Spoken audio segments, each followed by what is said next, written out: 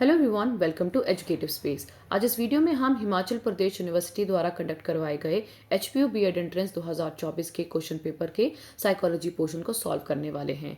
अब तक हम पार्ट 1, 2 और 3 में जीके पोर्शन, हिंदी और इंग्लिश ग्रामर और रीजनिंग पोर्शन को सॉल्व कर चुके हैं।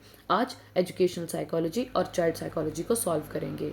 91 जो क्वेश्चन, इसमें टोटल 60 क्वेश्चन आते हैं चाइल्ड साइकोलॉजी और एजुकेशन साइकोलॉजी से। तो जो 91 क्वेश्चन हमारे पास है वो है Which of the following policies was introduced in 1975?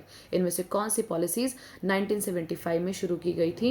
Option है curriculum for the 10 year school, Kothari commission, Macaulay report और राधा कृष्ण रिपोर्ट। सो इस क्वेश्चन का जो सही आंसर है वो है option number A, curriculum for 10 year school. Kothari commission की बात करें तो इसे 1966 में इंट्रोड्यूस किया गया था। ये रिपोर्ट तब लाई गई थी।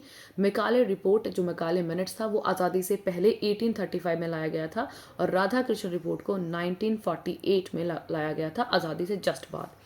नेक्स्ट क्वेश्चन हमारे पास है, at primary level teacher taught ratio was 1:39। प्राथमिक स्तर पर शिक्षक सिखाया अनुपात 1:39 का था।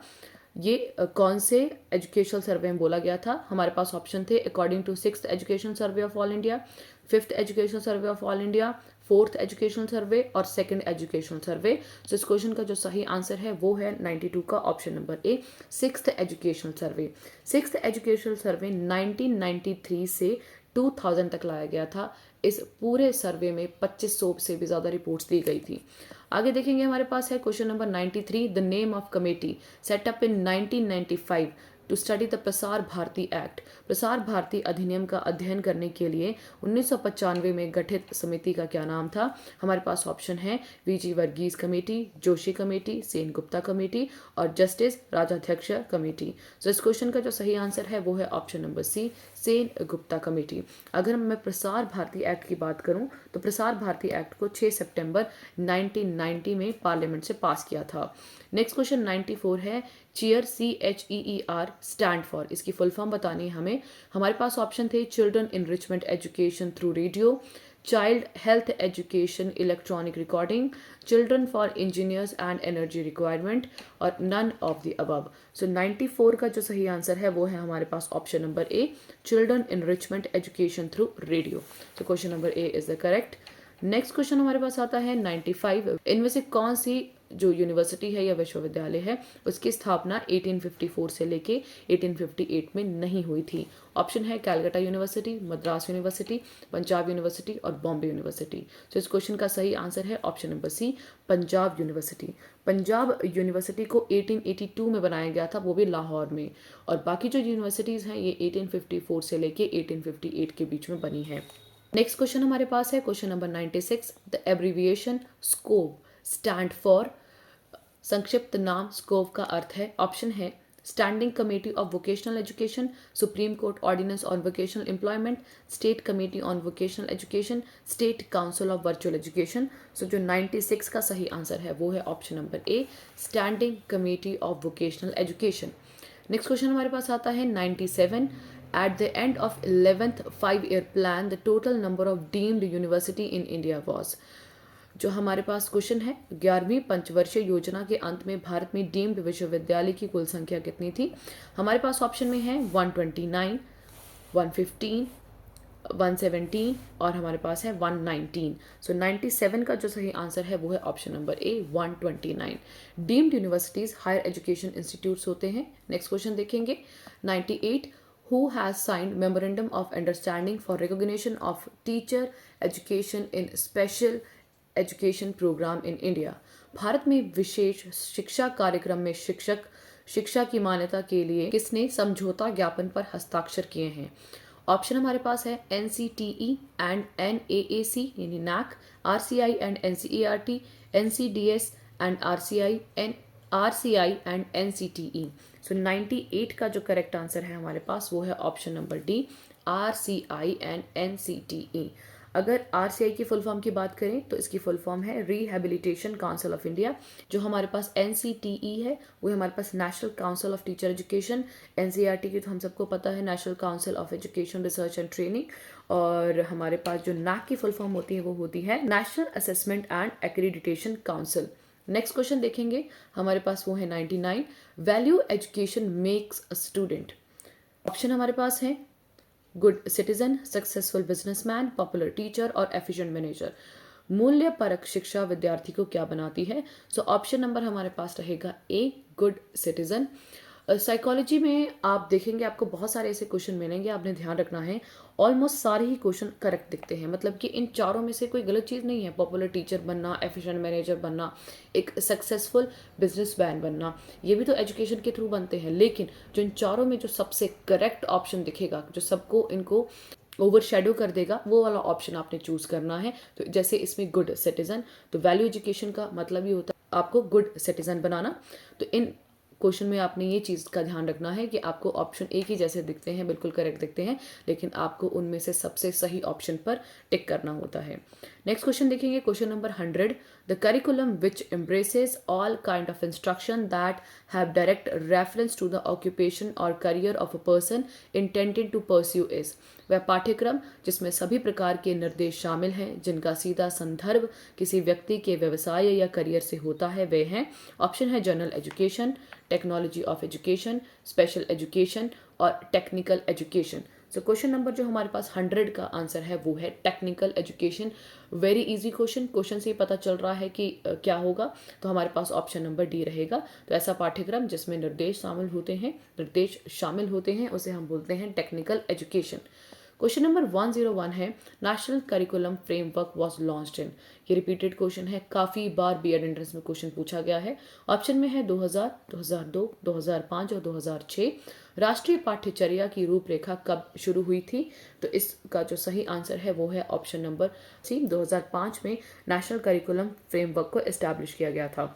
एनसीएफ में सबसे अच्छी बात बोली गई थी इंक्लूसिव एजुकेशन, यानी किसी भी प्रकार का स्टूडेंट हो, चाहे वो स्पेशली एबल्ड हो, चाहे वो कोई भी नॉर्मल स्टूडेंट हो, सबको एक साथ एक ही छत के नीचे पढ़ाना है। ये नेशनल करिकुलम फ्रेमवर्क में बोली गई थी और बहुत इंपॉर्टेंट पॉइंट है ये इंक्लूसिव एजुकेशन का।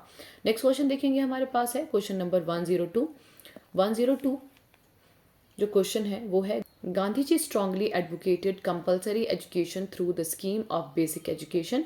सो इस क्वेश्चन में जो हमारे पास ऑप्शन दिए गए हैं वो है हमारे पास 5 ईयर्स, 4 ईयर्स, 14 ईयर्स और 7 ईयर्स। सो क्वेश्चन नंबर 102 का जो सही आंसर है वो है हमारे पास ऑप्शन नंबर डी, ये है हमारे पास 7 ईयर। तो 7 ईयर हमारा बिल्कुल करेक्ट आंसर है।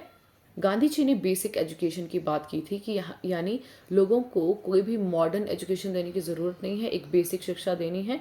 उनका एक कमीशन था बहुत फेमस, वर्धा कमीशन, वो भी उन्होंने दिया था। तो 7 ईयर की एजुकेशन जो बेसिक एजुकेशन थी, गांधी जी ने उसको एडवोकेट किया था और उन्होंने बोला था कि 7 ईयर की बेसिक एजुकेशन सभी को देना कंपलसरी है। नेक्स्ट क्वेश्चन इज 103, सर्व शिक्षा अभियान विच इन इंग्लिश मीन्स। सर्व शिक्षा अभियान का अंग्रेजी में क्या मतलब है? ऑप्शन है education for all children, education for girls, education for elementary, education for all movement. So इस क्वेश्चन का जो सही आंसर है वो है option number A, education for all children. Sarva Shiksha Abhiyan को 2001 में लॉन्च किया गया था। नेक्स्ट क्वेश्चन हमारे पास है 104, the university which telecast interactive educational program through its own channel is। वह विश्वविद्यालय है जो अपने स्वयं के चैनल के माध्यम से इंटरैक्टिव शैक्षणिक कार्यक्रम प्रसारित करता है। वो कौन सा इंस्टीट्यूट है? ऑप्शन है BR Ambedkar open university Hyderabad, IGNOU, university of Pune और Annamalai university. So question number 104 का जो करेक्ट आंसर है वो है option number B, IGNOU. IGNOU की फुल फॉर्म बहुत इंपॉर्टेंट है, पेपर में पूछी भी गई है, that is Indira Gandhi national open university. Next question हमारे पास आता है 105, the first national population policy 1969 is essentially related to. Option हमारे पास हैं human resource development, family planning, birth control policy, adolescent education. प्रथम राष्ट्रीय जनसंख्या नीति मूलतः संबंधित है। सो 105 का जो हमारे पास करेक्ट आंसर है वो है हमारे पास option number B, family planning. Next question हमारे पास आता है 106, इंडिपेंडेंट रेगुलेटरी। नेक्स्ट क्वेश्चन है 106, independent regulatory authority for higher education that is IRAHE was recommended by. उच्च शिक्षा के लिए स्वतंत्र नियामक प्राधिकरण की सिफारिश की गई थी। ऑप्शन है national knowledge commission 2005, national policy of education, programme of action, education commission 1964 to 66। So 106 का जो करेक्ट आंसर है वो है option number A, national knowledge commission. ये इन्होंने इसको रिकमेंड किया था। अगर नेशनल एजुकेशन पॉलिसी की बात करें तो ये राजीव गांधी जी के टाइम पे आई थी, और एजुकेशन कमीशन 1964 टू 66 को, इसको हम कोठारी कमीशन के नाम से भी जानते हैं। काफ़ी इंपॉर्टेंट है कोठारी कमीशन। मैं आपको एक चीज़ रिकमेंड करूँगी, जितने भी एजुकेशन कमीशन आए हैं जो हमारे पास पहले, आज़ादी से पहले भी जो लाए गए थे और आज़ादी के बाद भी, टिल 2020 तक जो न्यू एजुकेशन पॉलिसी आई हुई है, वहाँ तक आप एक कंप्लीट शॉर्ट नोट बना के रखें, कब डेट, कौन सी कमेटी आई थी, किसने इंट्रोड्यूस की थी, और उसमें जो मेन पॉइंट बोला गया था उसको आपने ऐड करना है। बहुत ही शॉर्ट नोट बनाने हैं, क्योंकि आपको 5 से 10 क्वेश्चन कमीशन से ही देखने को मिलेंगे, इससे ज़्यादा भी देखने को मिल सकते हैं। डायरेक्टली क्वेश्चन हमें कमीशन से पूछे जाते हैं। नेक्स्ट क्वेश्चन देखेंगे 107, the university grant commission UGC become a statutory body in. ये क्वेश्चन रिपीटेड है, 2 से 3 बार रिपीट हो चुका है प्रीवियस बीएड के क्वेश्चन में। तो 107 का जो करेक्ट आंसर आएगा वो हमारे पास रहेगा सी, 1956 में यूजीसी को स्टैट्यूटरी बॉडी बनाया गया था। नेक्स्ट क्वेश्चन हमारे पास है 108, the UGC consist of dash members. UGC में कितने मेंबर्स होते हैं? ऑप्शन है 8, 10, 12 और हमारे पास ऑप्शन है 15। सो 108 का जो हमारे पास आंसर है वो है सी, 12 मेंबर्स। 12 मेंबर यूजीसी में होते हैं। नेक्स्ट क्वेश्चन हमारे पास है 109, कक्षा 1 से 5 तक के लिए हिंदी, गणित और पर्यावरण विज्ञान में पाठ्य सामग्री विकसित करना किसके अंतर्गत आता है? ऑप्शन हमारे थे एनसीईआरटी, एससीईआरटी, डाइट और सीबीएसई। सो इसका सही आंसर है एनसीईआरटी। एनसीईआरटी ही जितने भी पाठ्य सामग्री है उसको विकसित करती है, उसे डेवलप करती है। अगर हम बात करें सीबीएसई की, that is central board of school education, तो ये तो एग्जाम कंडक्ट करवाता है, एग्जाम कंडक्टिंग बॉडी है। डाइट की मैं बात करूँ, डाइट की फुल फॉर्म बहुत बार पूछी गई है हमको बीएड में। तो डाइट की जो फुल फॉर्म होती है वो होती है district institute of education and training. तो जितने भी जो पीआरटी टीचर्स होते हैं उनको, और जेबीटी टीचर जिनको हम बोलते हैं, उनको ट्रेनिंग देता है डाइट। नेक्स्ट क्वेश्चन देखेंगे हमारे पास, बोलते हैं उनको ट्रेनिंग देता है डाइट। नेक्स्ट क्वेश्चन देखेंगे हमारे पास नेक्स्ट क्वेश्चन देखेंगे, question number 110, which committee has been constituted by union government to examine the existing framework with regard to virtual currencies. आभासी मुद्राओं के संबंध में मौजूदा ढांचे की जांच के लिए केंद्र सरकार द्वारा किस समिति का गठन किया गया है? ऑप्शन हमारे पास है HR Khan committee, Dinesh Sharma committee, Shaktikanta Das committee और BS Dharmaraj committee. So question 110 का जो करेक्ट आंसर है वो है हमारे पास option number B, Dinesh Sharma committee. Next question देखेंगे, वो हमारे पास है 111, anything can be taught at any stage of development was said by. विकास के किसी भी चरण में कुछ भी सिखाया जा सकता है, ये किसने कहा था? ऑप्शन हमारे पास थे Albert Bandura, David Ausubel, Jean पियाजे और Jerome Bruner. So question number जो 111 का सही आंसर है वो है हमारे पास option number D, Jerome Bruner. Bruner ने बोला था कि हम किसी को भी किसी भी स्टेज में कुछ भी सिखा सकते हैं। तो बात करूंगी जीन पियाजे की। जीन पियाजे ने कॉग्निटिव डेवलपमेंट की थ्योरी दी थी, काफ़ी फेमस साइकोलॉजिस्ट है, नंबर 1 साइकोलॉजिस्ट हैं अगर हम एजुकेशन में बात करें। इनसे रिलेटेड बहुत सारे क्वेश्चन देखने को मिलते हैं जितने भी आप एजुकेशन से रिलेटेड कोई भी एग्जाम देंगे। नेक्स्ट क्वेश्चन हमारे पास आता है 112, What will be the IQ of 25-year-old boy whose mental age is 16? तो 25 वर्ष के लड़के जिसकी मानसिक आयु 16 वर्ष है, उसका IQ क्या होगा? ये क्वेश्चन बहुत सिंपल है, आप इसको भी देख के जाइएगा, पेपर में आता है, बहुत इजी होता है निकालना। तो सबसे पहले हम क्या करते हैं, फॉर्मूला कुछ इस तरह से है। पहले हम मेंटल एज उस पर्सन की लिखेंगे, फिर उसकी जो क्रोनोलॉजिकल एज यानी जो सही एज है MA/C, और इसे 100 से मल्टीप्लाई कर देंगे। जैसे यहाँ इसकी मेंटल एज 16 है और उसकी जो असली एज है वो है 25, और इसे 100 से क्या करेंगे, मल्टीप्लाई। तो यहाँ हमारे पास 4 आ जाएगा और यहाँ हमारे पास आंसर आ जाएगा 64। So option number A correct हो जाएगा, दैट इज 64।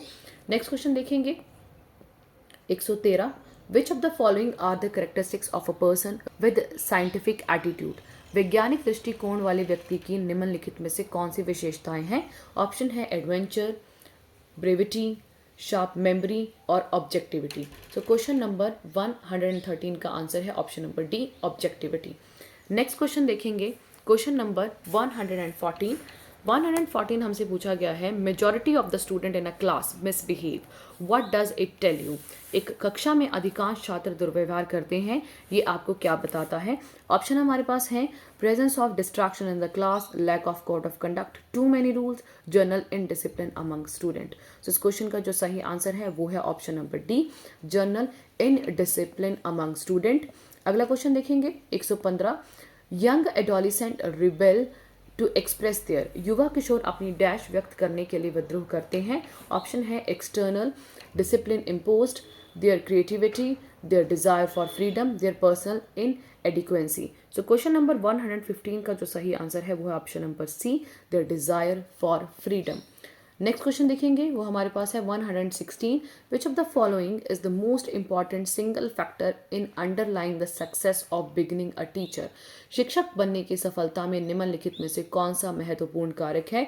ऑप्शन है scholarship, communicable ability, personality and its ability to relate to the class and to the pupils, organizational ability. So question number 116 का जो करेक्ट आंसर है वो है option number C, personality and its ability to relate to its class and to the pupil. Next question देखेंगे 117, which one of the following statement is correct in the context of multiple choice type question? बहुविकल्पीय प्रकार के प्रश्नों के संदर्भ में निम्नलिखित में से कौन सा कथन सही है? ऑप्शन है, they are more objective than true false type questions, they are less objective than essay type question, they are more subjective than short answer type of question, they are more subjective than true false type question. So हमारे पास 117 का जो answer आएगा वो है option number A, they are more objective than true false type of question. Next question आएगा 118, as a teacher, select the best option to ensure your effective presence in the classroom. एक शिक्षक के रूप में कक्षा में अपनी प्रभावी उपस्थिति सुनिश्चित करने के लिए सर्वोत्तम विकल्प का चयन करें। हमारे पास ऑप्शन है, use of pair command, making aggressive statements, adopt a well establish posture और बीइंग अथॉरिटेरियन। सो इसमें जो हमारे पास सही आंसर आएगा वो ऑप्शन नंबर सी है, adoption of well establish posture. ये क्वेश्चन भी रिपीटेड है, ये बहुत बार पेपर में आया हुआ है। नेक्स्ट क्वेश्चन है 119, one of the important theory of moral development has been proposed by, नैतिक विकास का एक महत्वपूर्ण सिद्धांत प्रस्तावित किया गया है। ऑप्शन है Lawrence Kohlberg, Erich Fromm, Daniel Goleman और Benjamin Bloom. So question number 119 का जो हमारे पास सही आंसर है वो है ऑप्शन नंबर ए, लॉरेंस कोहलबर्ग। लॉरेंस कोहलबर्ग है, उन्होंने मॉरल डेवलपमेंट के ऊपर काम किया है काफ़ी ज़्यादा और उन्होंने ही इसके ऊपर थ्योरी दी थी, तो ये हमारे पास करेक्ट ऑप्शन होगा। Next question is 120, in which of the following instructional procedure is the main component? निम्नलिखित में से कौन सी अनुदेशात्मक प्रक्रिया मुख्य घटक है? ऑप्शन है syntactic teaching models, basic teaching model, inductive teaching model और सोशल स्टिमुलेशन। सिनेप्टिक शिक्षण मॉडल पूछा गया है, बुनियादी शिक्षक मॉडल, आगमनात्मक मॉडल और सामाजिक उत्तेजना। तो 120 का जो हमारे पास आंसर आएगा वो आएगा option number B, basic teaching model यानी बुनियादी शिक्षा मॉडल। नेक्स्ट क्वेश्चन हमारे पास है 121, विच one of the following is not a principle of a good time table? निम्नलिखित में से कौन सा एक अच्छे समय सारणी का सिद्धांत नहीं है? ऑप्शन है flexibility, ruthless master, variety, coordination of efforts. So 121 का जो ऑब्वियस सी बात है सही हमें ऑप्शन दिख रहा है बी, रूथलेस मास्टर।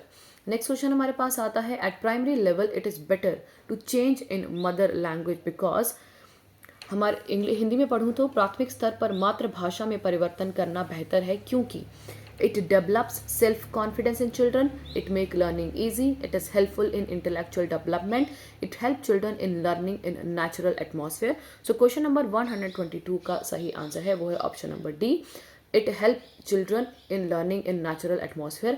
जैसे मैंने आपको पहले ही बताया, साइकोलॉजी में चारों ही ऑप्शन करेक्ट है, अगर देखा जाए तो अपने अपने तरीके से चारों ही सही हैं, लेकिन हमें मोस्ट अप्रोप्रिएट आंसर ढूंढना पड़ता है। सो हमारे पास ऑप्शन नंबर डी बिल्कुल अप्रोप्रिएट आंसर है इस क्वेश्चन के अकॉर्डिंग।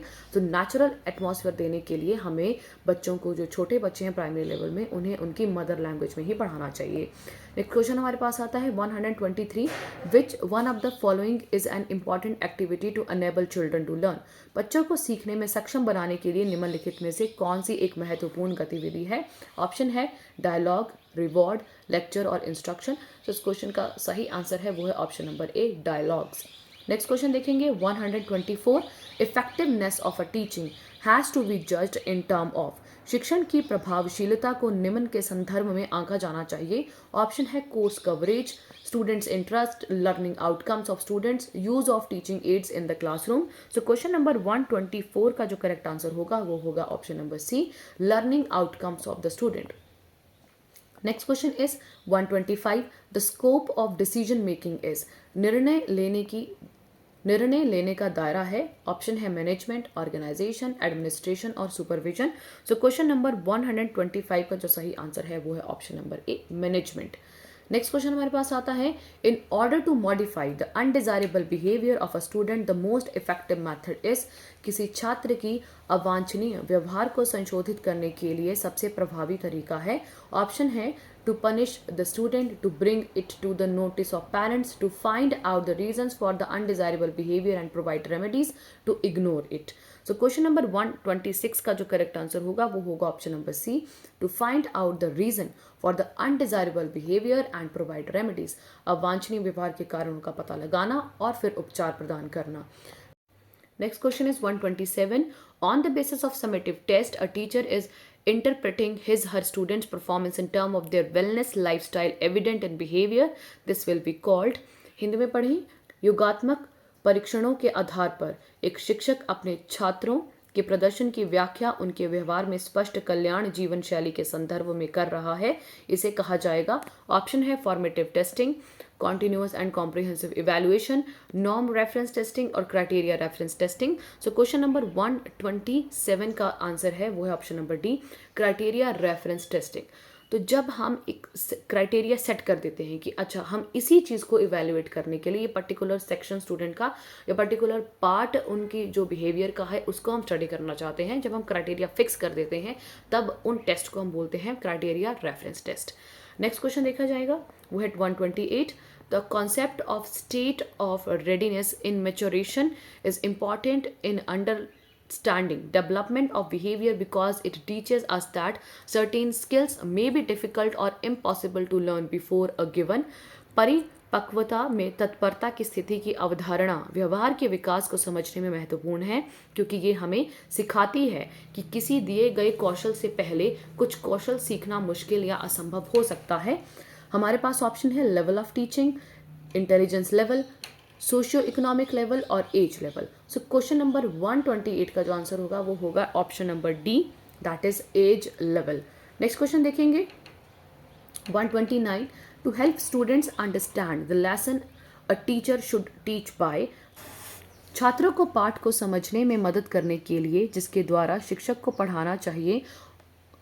ऑप्शन हमारे पास है giving them prompt, focusing on easy content, illustrating with example या testing the content.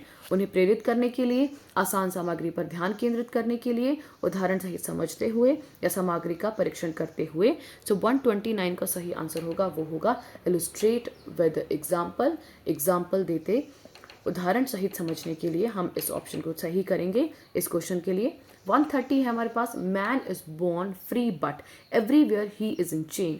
The statement has been given by. मनुष्य स्वतंत्र पैदा होता है लेकिन हर जगह वह जंजीरों में जकड़ा हुआ है, इस कथन को दिया गया है। ऑप्शन हमारे पास है Abraham Maslow, Jean Jacques Rousseau, John Dewey और विलियम किलपैट्रिक। सो इस क्वेश्चन का जो सही आंसर है वो है रूसो, रूसो ने ये कहा था।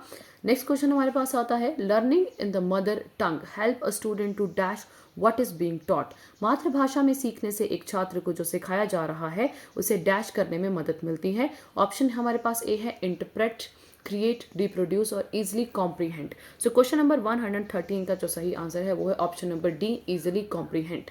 नेक्स्ट क्वेश्चन देखेंगे which subject tries to understand the role of man in changing his environment. कौन सा विषय अपने पर्यावरण को बदलने में मनुष्य की भूमिका को समझने का प्रयास करता है।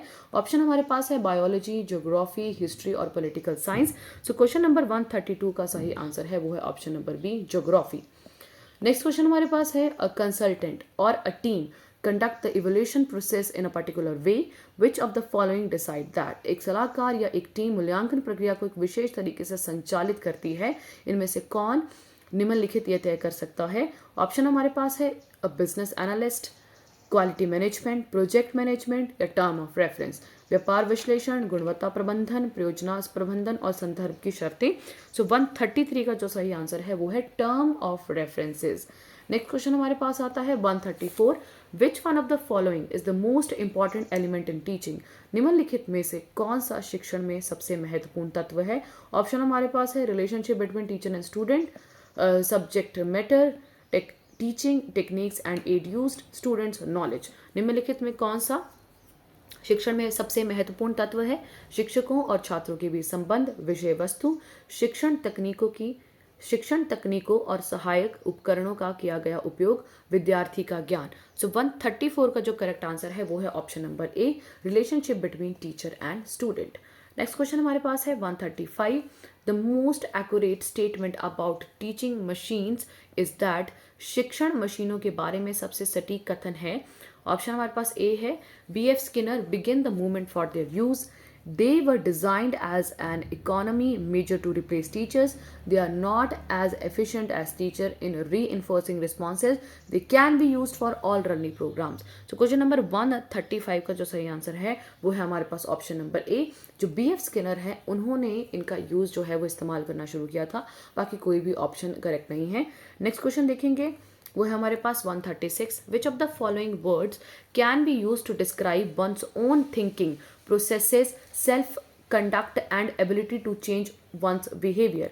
निम्नलिखित में से कौन सा शब्द अपनी सोच प्रक्रियाओं, स्व संचालन और अपने व्यवहार को परिवर्तित करने की क्षमता को दर्शाने के लिए उपयोग किया जा सकता है। सो ऑप्शन हमारे पास है metacognition, self regulation, simple cognition, none of the above. So 136 का जो सही आंसर है वो होता है मेटाकॉग्निशन।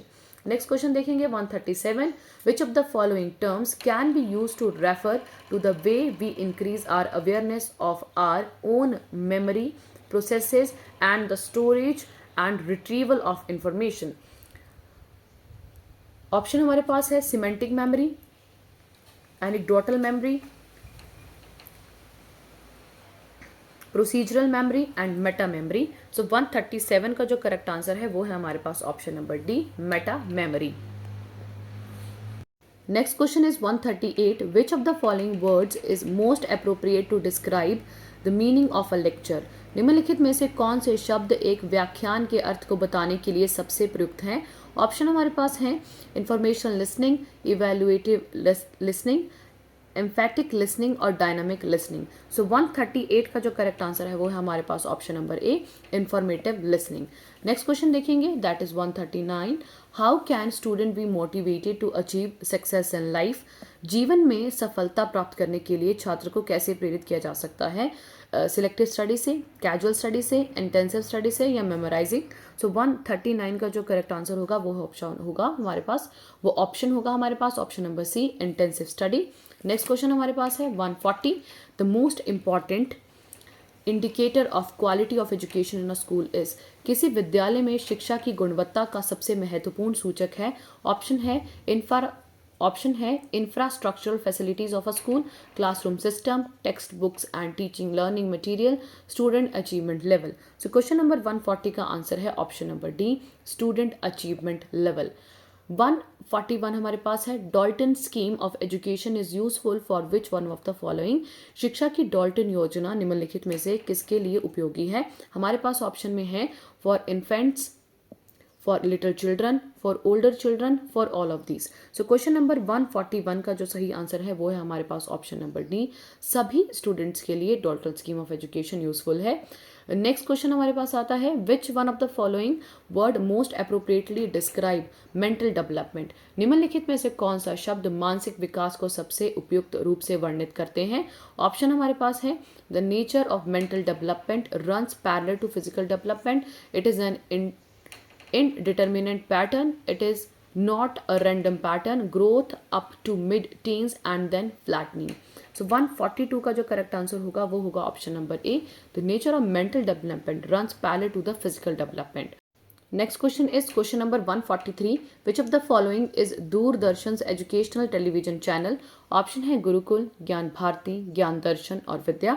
सो 143 का जो करेक्ट आंसर है वो है option number C, Gyan Darshan. Question number 144 is a teacher can help adolescent to overcome his special problems and help him to adjust to the environment. Which of the following attitude he should not make. एक शिक्षक किशोरों को उनकी विशेष समस्याओं से उभरने में मदद कर सकता है और उन्हें पर्यावरण के साथ तालमेल बिठाने में मदद कर सकता है। उसे निम्नलिखित में से कौन सा रवैया नहीं अपनाना चाहिए। सो हमारे पास ऑप्शन में है he should impart right information about sex, he should redirect the energies of the adolescent to fruitful channels through sports and other constructive activities, he should has unsympathetic attitude towards other, he should have right information about sex। 144 का जो correct answer होगा वो होगा option number C, he should have unsympathetic attitude towards other. तो ये चीज़ नहीं करनी चाहिए, हमें पूछा था ही शुड नॉट मेक, बाकी सारे ऑप्शन बिल्कुल करेक्ट हैं। नेक्स्ट क्वेश्चन हमारे पास आएगा 145, विच of the following words can be used to describe the ability to place, evaluate and use information effectively। निम्नलिखित में से कौन सा शब्द सूचना का स्थान निर्धारण करना, मूल्यांकन और प्रभावी ढंग से उपयोग करने की क्षमता के लिए प्रयोग किया जा सकता है। ऑप्शन है critical thinking, information literacy, hearing और सिलेक्टिव अटेंशन। सो जो 145 का जो करेक्ट आंसर है हमारे पास वो हमारे पास होगा option number B, information literacy. Next question देखेंगे, a teacher command prestige, authority, esteem and respect, he should make use of it through suggestion, he should not try to command respect through। एक शिक्षक प्रतिष्ठा, अधिकार, आदर और सम्मान का अधिकारी होता है, उसे सुझाव के माध्यम में इसका उपयोग करना चाहिए, उसे डैश के जरिए सम्मान हासिल करने की कोशिश नहीं करनी चाहिए। ऑप्शन है स्कॉलरशिप के माध्यम से, punishing and creative revolting situation, experience, tacts. So 146 का जो करेक्ट आंसर होगा वो है option number B, punishing and creating revolting situation. 147 हमारे पास है, cause and effect relationships are studied by dash studies. तो हमारे पास जो इसका ऑप्शन है वो है clinical, comparative, development and experimental. So 147 का जो करेक्ट आंसर है वो है option number D, experimental. Next question is 148, on first day in a class you will. कक्षा में पहले दिन आप start teaching from first chapter, take introduction of student and introduce yourself, explain the syllabus, explain the rules of school and your teaching way. So इसमें जो correct answer होगा वो होगा 148 का, वो है option number B, take introduction of student and introduce yourself. ये आपको पहले दिन जाके क्लास में करना है। Next question is, Which of the following is the biggest barrier to communication in a classroom? निम्नलिखित में से कौन शिक्षा में संचार में सबसे बड़ी बाधा है। ऑप्शन है confusion on the part of teacher, lack of teaching aids, outside disturbance, noise in the classroom। So 149 का ऑप्शन नंबर सी है, outside disturbance। Next question is, success of inclusive education depend upon. समावेशी शिक्षा की सफलता dash पर निर्भर करती है। ऑप्शन है community support, attitudinal change among teachers, high quality teaching learning material और हाई क्वालिटी टेक्स्ट बुक। तो क्वेश्चन नंबर 150 का जो सही आंसर है वो है option number B, attitudinal change among teachers. So आज हमने जो साइकोलॉजी पोर्शन है उसके 60 क्वेश्चन को सॉल्व किया। अगर आपको ये वीडियो हेल्पफुल लगी है तो इस वीडियो को शेयर करें, चैनल पर नए हैं तो चैनल को सब्सक्राइब करें, हमारे आने वाली वीडियो की नोटिफिकेशन के लिए बेल आइकन पर क्लिक करें और आप हमारे चैनल से जुड़े रहने के लिए टेलीग्राम चैनल को भी ज्वाइन कर सकते हैं ताकि हम आपको टाइम टू टाइम अपडेट देते रहें। अगर आपको कोई और हेल्प की ज़रूरत होगी आप हमें कमेंट सेक्शन में ज़रूर बताइए, मैसेज करके हम आपके लिए वो वीडियो ज़रूर लाएंगे। Thanks for watching.